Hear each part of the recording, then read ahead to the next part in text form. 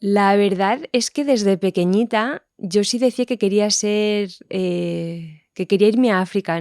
Creo que lo de misionera tampoco sabía lo que era, pero que quería irme a África. Y luego, pues, las cosas de la vida que el Señor las pone, un día se me dio la oportunidad de llegar allí a la diócesis de Bunda en Tanzania y hice como Julio César, fui y vi y me quedé. No sé si vencí o no, pero me quedé. Estamos en la batalla de momento, ¿no? Estamos en la batalla, pero sí, llevo ya 6 años. Ujú. Antes de ir, la verdad es que no tenía ni como así como ninguna idea, preconcebida. Sí que era la sensación en el corazón como decir, o sea, oía la palabra Bunda, que es donde iba a hacer la misión, y era como la sensación de decir: "He encontrado mi hogar", sin saber de qué iba la película. Primeras impresiones cuando llegué a Tanzania, lo primero que recuerdo es el calor al salir del aeropuerto, o sea, como el bochorno. Llegamos al aeropuerto en Dar es Salaam, que está al lado del mar. Entonces, recuerdo como esa bofetada de calor. Y luego para mí fue como la sencillez, o sea, porque íbamos del aeropuerto a Bunda, eran como unas 3 horas en coche, y claro, vas pasando por todos los pueblos, y era simplemente como la gente en su vida, que si llevo la cesta en la cabeza con la fruta, que si tal. Em, las casas, si las comparas con lo de aquí, sí que dices pobre, pero para mí era como sencillez. O sea, no me dio tampoco esa impresión de. No hay esa pobreza o esa miseria, digamos, que puedes ver normalmente en imágenes de África, de otros países. Sí, pobreza y sencillez, pero no miseria. Entonces, no sé, era como serenidad para mí.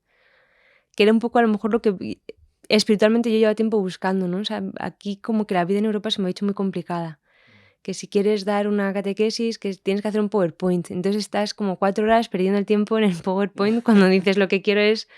Y no sé, allí fue como llegar y es como te despojas de la tecnología, o sea, como que vuelves al contacto de tú a tú con la gente.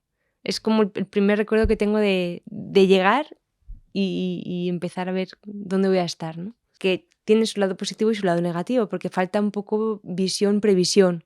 O sea, ¿qué voy a hacer como para el tema del desarrollo? Eso es malísimo, ¿no? O sea, simplemente decir a lo que haya hoy, ¿no? O sea, como que tiene su lado negativo, que nos falta un poco de previsión para ver cómo crecemos, y luego tiene su lado positivo, es decir, confiar en que voy a recibir lo que necesite para el día de hoy. O sea, nosotros tenemos un baremo de lo que es riqueza y pobreza, que allí es diferente. Puedes llegar y ves una casa de barro con el tejado hecho de uralita y dices, fíjate qué pobres son. Y yo lo estoy viendo y digo, tiene una casa estándar, el tipo de casas que se hacen aquí. La casa es para dormir, o sea, nunca es un sitio en el que estar. O sea, incluso las cocinas están siempre fuera de la casa. Entonces yo veo una casa estándar que tiene 2 habitaciones y salón, y al lado veo que tiene un trozo de huerta y 4 cabras y 2 gallinas. Digo, ¿esta persona no es pobre? Tiene lo que necesita. Entonces, como también es importante que te dejes un poco de lado el baremo. Y hago el mismo trabajo a la inversa. Cuando mandamos seminaristas a estudiar aquí a Europa, España o Italia, lo mismo. Porque claro, ellos tienen una mentalidad de lo que es Europa, de lo que es la riqueza. O sea, por ejemplo, ver un edificio de pisos, para ellos es decir, esto es riqueza, esto es lujo. Mientras que tú llegas aquí a España y sí hay pisos de lujo, pero en líneas generales el piso es la vivienda del pobre, o sea, Sí, de la persona normal, de la sí. persona normal, ¿no? Entonces, el que ves que tiene un chalet, dices, este tiene dinero porque se ha podido comprar el terreno, se ha construido una casa para él solo. Entonces, claro, para ellos también es algo que les rompe los esquemas, ¿no? Entonces sí que intento hacer un poco como de puente. Los que vienen de España o de Europa, intentar hacer un poco de parachoques ahí, cómo vais a venir, pero a los que mandamos de allá para acá, también intentar que vean la realidad como es, no como la piensan. Entonces, yo no puedo hablarte de África. De Tanzania te puedo hablar un poquito. Yo lo que conozco es Bunda, que es donde vivo, es una zona rural, o sea, es lo que conozco.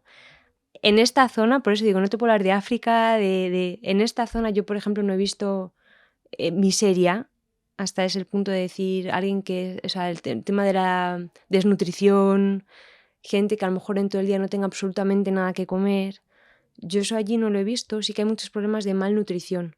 O sea, que a lo mejor he comido, pero lo que como es, la comida base allí se llama ugali, que es una masa de arena cocida que sacia, llena muchísimo. Entonces, por lo menos eso sí que lo has podido comer y al final pues es harina, o sea que no es que... Entonces, que voy a tener problemas de malnutrición, me faltan proteínas, me faltan vitaminas, pero no es que no tenga absolutamente nada que llevarme a la boca. Entonces, la realidad que yo conozco es esa. La realidad de la evangelización allí en Bundas es mayoría cristiana, pero ahí metemos católicos, metemos protestantes, metemos adventistas, o sea, protestantes, eso, adventistas, luteranos, hay como mucha mezcla. Entonces, nuestra diócesis tiene dos realidades muy diferentes. Una son las islas y otra es la parte continental. Entonces, las islas es católica, hasta el tuétano. Es donde llegaron los primeros misioneros. Celebramos en el 2021, celebramos 125 años de la llegada de los primeros misioneros a la diócesis, que en ese momento era Ukerewe. O sea, a lo mejor puede ser motivo para otra entrevista después, contaros toda la historia. Estamos relacionados con los mártires de Uganda. Una de las hijas del rey se casó con el catequista Cirilo, que es el que estaba evangelizando en Ukerewe. Tenemos 30 supuestos mártires, estamos queriendo llevar la causa a Roma para que nos reconozcan los mártires de Ukerewe. Entonces, por la tradición y por la historia, Ukerewe es católico. Entonces, ahí hace falta una evangelización de arraigar bien la fe. O sea, porque también está un poco cogida con pespuntes, pero la gente se te presenta como católica. El obispo, cuando va a las visitas pastorales, en una ronda en una parroquia, mínimo 400 personas en confirmación.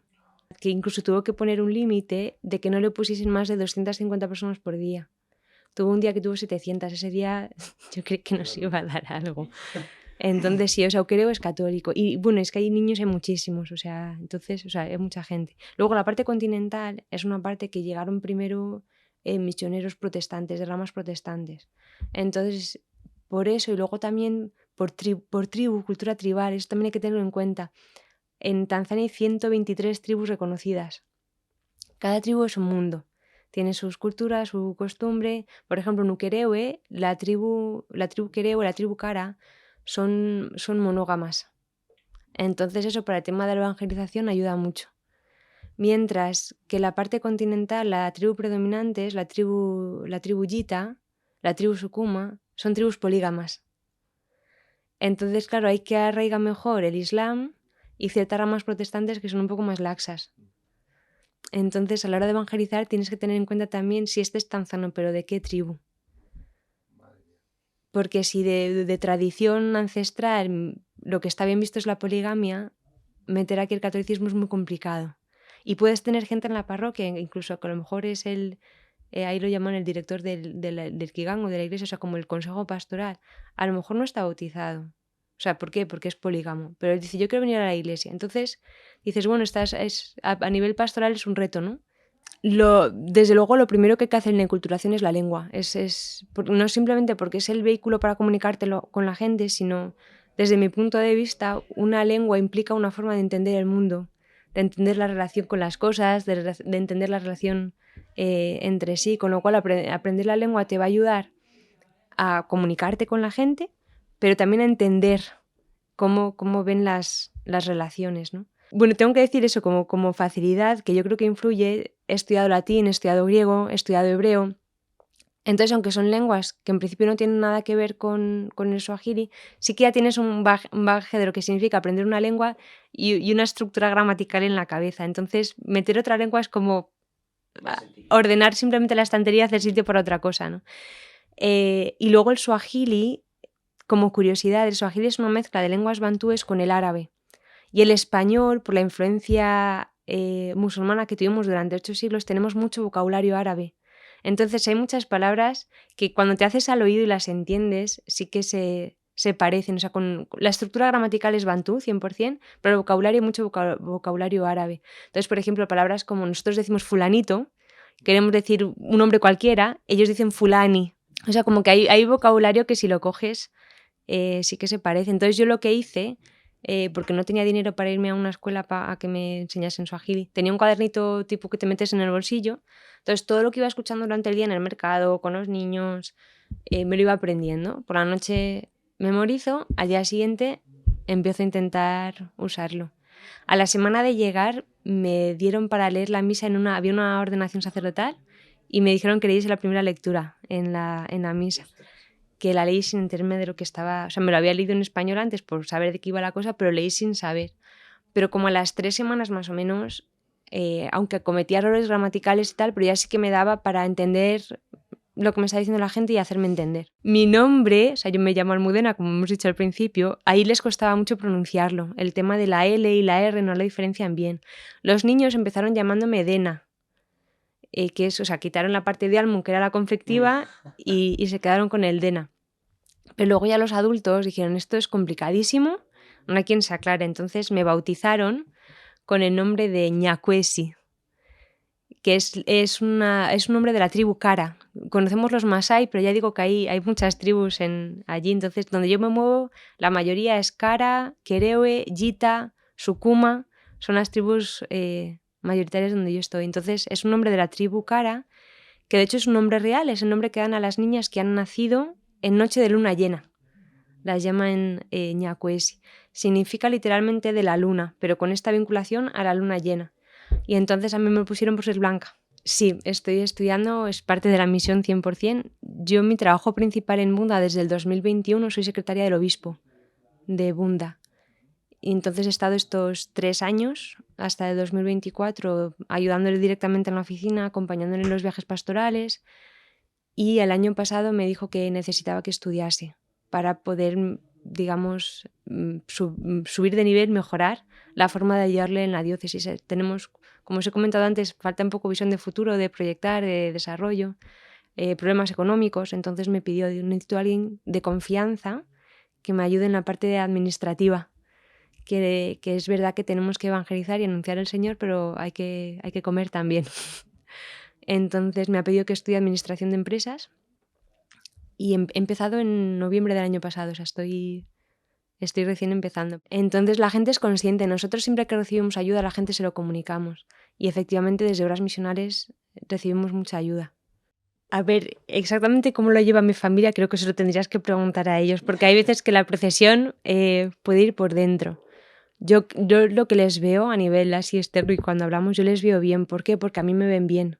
O sea, sé que, a ver, los padres, por ejemplo, son los padres siempre y aunque tengas 50 años, que no los tengo todavía, pero yo creo que el padre siempre es el padre, entonces pues está la preocupación normal, pues que estoy muy lejos, las condiciones de vida de allí no son las de aquí, entonces yo creo que hay un nivel de preocupación normal, a lo mejor como el que pueden tener por todos los hijos y un poco añadido porque estoy en la otra punta, estoy en el hemisferio sur, en la otra punta del mundo, ¿no? Pero yo creo que están contentos sobre todo porque a mí me ven contenta.